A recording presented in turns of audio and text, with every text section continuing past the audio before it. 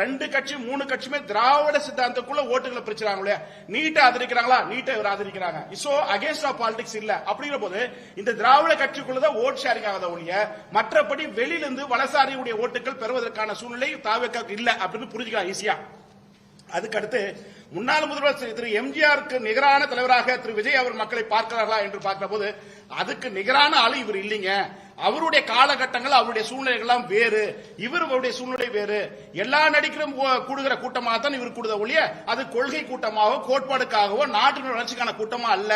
இது அரசியல் புரிதல் இல்லாத, தொலைநோக்கு பார்வை இல்லாத ஒரு கூட்டமாக இருக்கிறது. இந்த கூட்டம் திடீர்னு நீரோட இல்லாம போயிடும். மழை திடீர்னு வந்து ஆத்துல போற மாதிரி அது போற மாதிரி இது ஒரு இந்த எலெக்ஷனுக்கான ஒரு பிம்பம் வரும்ல. லாங் டைம் பாலிடிக்ஸ் வந்து தாவேக்கா தேராத கட்சியா தமிழ்நாட்டில் எடுத்துக்கொள்ளலாம்.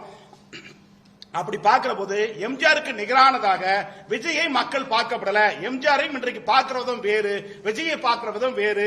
அப்படி பார்க்கிற ஆம் என்று சொல்லக்கூடிய பாஞ்சவதம் அது கூட குறிப்பா அதிகமா விஜய் சார்ந்தப்பட்ட ஆட்கள் தான் சொல்ல போறாங்க ஒழிய மற்ற காமன் பப்ளிக் அப்படி விஜய் பெருசா தாக்கமெல்லாம் இல்ல.